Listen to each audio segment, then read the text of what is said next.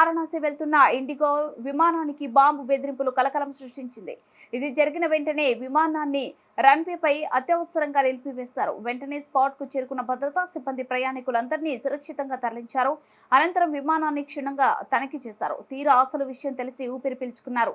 IndiGo విమానం ఢిల్లీలోని T2 terminal నుండి మే 28 మంగళవారం ఉదయం 5:04 బనారస్ కు బయలుదేరాల్సి ఉంది. అయితే బాంబు గురించి సమాచారం అందుకున్న తర్వాత ప్రయాణికులను క్షేమంగా ఎమర్జెన్సీ ద్వారం గుండా దించేశారు.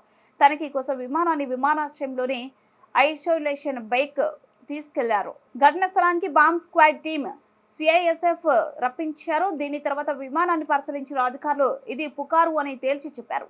ఇండిగో ఫ్లైట్ లాబొరేటరీలో టిష్యూ పేపర్ పై బాంబు రాసి ఉన్నట్టు CISF అధికారి తెలిపారు. దీంతో కలకలం రేగడంతో విచారణ చేపట్టగా అలాంటిదేమీ లేదన్నారు.